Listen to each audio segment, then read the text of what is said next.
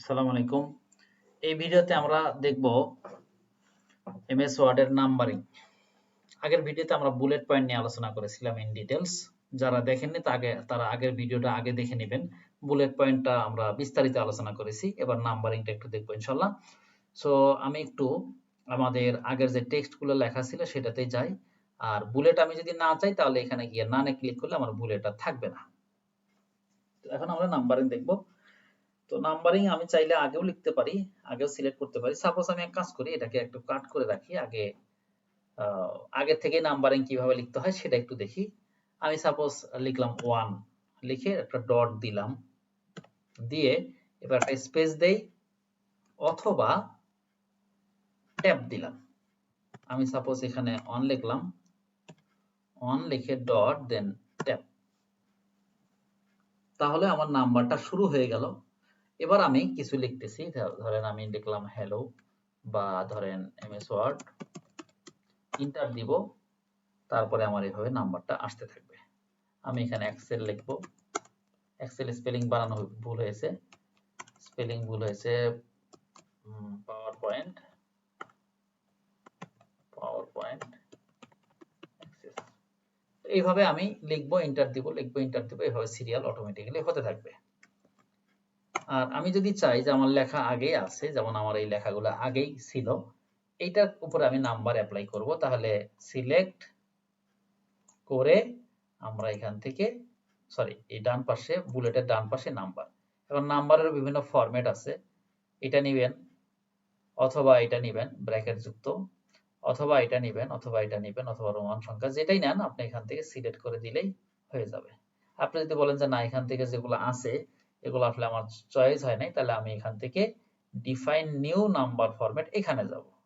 এখানে যাওয়ার পরে এখানে নাম্বারের আরো বিভিন্ন ফরম্যাট আপনি এখানে দেখতে পারবেন। আপনি যদি চান যে ফার্স্ট, সেকেন্ড, থার্ড এভাবে থাকবে, অথবা আপনি যদি চান যে না, কোনো সংখ্যার আগে 0 1 0 0 থাকবে, অথবা দুইটা জিরো থাকবে, একটা জিরো থাকবে, চারটা জিরো থাকবে, এভাবে আপনি যেভাবে চান, আপনি সাপোজ এইটাই চাচ্ছেন, তাহলে এখানে সিলেক্ট দেন ওকে দিয়ে দিবেন, এভাবে হয়ে যাবে। তো এইভাবে হচ্ছে আমরা নাম্বারিংটা নিতে পারি। এখন যদি প্রয়োজন হয় এমন যে আমার মাল্টি লেভেল নাম্বারিং, অর্থাৎ একটার আন্ডারে আরেকটা, এটা হতে পারে যেমন এমএস অফিসের আন্ডারে হচ্ছে আমার এমএস ওয়ার্ড এক্সেল, তাহলে আমি কি করব? তো আমি তাহলে প্রথমত এখান থেকে এই তার ডান পাশে আগে আছে বুলেট, তারপরে নাম্বার, আর তার ঠিক ডান পাশে এখানে হচ্ছে মাল্টি লেভেল লিস্ট, এখানে যাবেন। এখানে যাওয়ার পরে ড্রপ ডাউনে সিলেক্ট করে আপনি কোন ফরম্যাটটা নিতে চান, এইটা না এটা না এটা, কোনটা? সাপোজ আমি এটাও কিন্তু বুলেটেও কিন্তু মানে মাল্টি লেভেল দেওয়া যায়, একটার আন্ডারে একটা বুলেট থাকে। তো আপনি কোনটা চাচ্ছেন? তো আমি এখানে এটা নিতে যাচ্ছি, তাহলে এটা সিলেক্ট করব। সিলেক্ট করার পরে আমি এখন কিছু একটা লিখবো, সাপোজ আমি এমএস অফিস লিখলাম। তো এমএস অফিসের পরে ইন্টার দিলে ডেফিনেটলি তার নিচে একটা আসবে। সাপোজ আমি এখানে প্রোগ্রামিং বললাম, প্রোগ্রামিং বললাম, তো এইভাবে নিচে আসবে। কিন্তু আমার তো আসলে এইভাবে চাওয়া নয়। আমার চাওয়াটা হচ্ছে যে অফিস প্রোগ্রাম, অফিস যখন লিখলাম তারপরে তার আন্ডারে একটু ডান পাশে আন্ডারে থাকবে ওয়ার্ড, এক্সেল, এগুলো শেষ হবে, তারপরে আবার এই সোজা একের পরে থাকবে হচ্ছে প্রোগ্রামিং, তার আন্ডারে আবার ডান পাশে নিচে থাকবে, এভাবে চাচ্ছি। তো আমার এটা লেখার পরে ইন্টার দিলে তো নিচে যাবে, কিন্তু আমরা ইন্টার দিব না। হ্যাঁ, আমি হচ্ছে ইন্টার দেওয়ার পরে একটা ট্যাব দিব। শুধু ইন্টার দিলে হবে না। কি করলাম, আমার কার্সারটা এখানেই ছিল, এবার ইন্টার তো আমরা নরমালি দেই, ইন্টার দেওয়ার পরে একটা ট্যাব প্রেস করব। তো ইন্টার দেওয়ার পরে যখন আমরা ট্যাব প্রেস করতেছি, তখন কিন্তু আমার একটু ডানে এবং এর আন্ডার হয়ে যাচ্ছে। আমি এখানে লিখলাম এমএস ওয়ার্ড, এরপরে ইন্টার দিব এক্সেল, শুধু ইন্টার দিচ্ছি এক্সেল, এরপরে ইন্টার দিব পাওয়ার পয়েন্ট,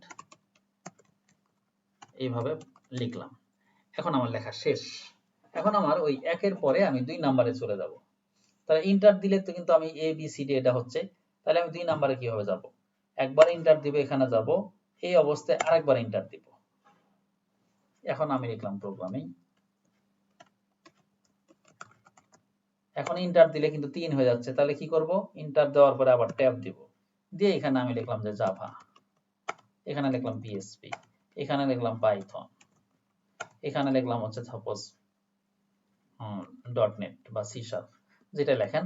তো বা সি প্লাস প্লাস যেটা লেখেন, এইভাবে কিন্তু আমরা মাল্টি লেভেল নাম্বারটা লিখতে পারি। এখন ব্যাপারটা যদি এমন হয়, আমি একটু যেতে চাচ্ছি যে একটু উপরের দিকে যাই, আমি সাপোজ জাভার আন্ডারে আরো কিছু লিখবো, তাহলে ইন্টার দিলে তো নিচে যায়, তো এই ইন্টার দেওয়ার পরে আমি আবার ট্যাব দিব, তাহলে জাভার আন্ডারে আমি এখানে লিখলাম যে ধরেন এখানে জাভা থেকে কি থাকে, জেএসপি থাকে, তারপর হচ্ছে জেএসটিএল থাকে, দেন হচ্ছে আমরা এখানে স্প্রিং ইউজ করি, আমার ভিডিওতে স্প্রিং আছে, স্প্রিং বুট আছে, স্প্রিং ফ্রেমওয়ার্ক আছে, দেন আমরা হচ্ছে এখানে অ্যাঙ্গুলারও থাকবে আমাদের, যদি এটা ফ্রন্ট এন্ডের, যাই হোক। তো আমি স্প্রিং ফ্রেমওয়ার্কটা লিখি বা এখানে জেএসএফ লিখি, জেএসএফ। এখন আমার বাম দিকে যাওয়া দরকার, তাহলে আরেকবার এন্টার দিব, আরেকবার এন্টার দিব, আবার এন্টার দিব। সার কথা হচ্ছে আমি ইন্টার দিলে নিচে নামবো, ইন্টার দিয়ে ট্যাব দিলে ডান দিকে যাব, আর যত বামে আসতে চাই ততবার আমি ইন্টার দিব। সাপোজ এখানে আমি কিছু লিখলাম বা আগের অবস্থায় একটু ফিরে যদি যাই, তো এখানে ইন্টার দিলে কি হচ্ছে, এটার আগের ধাপে আসতেছে, আবার ইন্টার দিলে এখানে আসতেছে, এবার ফাইনালি আবার যদি ইন্টার দেন তাহলে কিন্তু আমার এই ফরম্যাট থেকেই বের হয়ে আসবে। তো আমরা দেখলাম কিভাবে নাম্বার ফরম্যাট বা মাল্টি লেভেল নাম্বার এন্টার কিভাবে আনতে হয়। তো এই ভিডিওতে এই পর্যন্তই। আল্লাহ হাফেজ।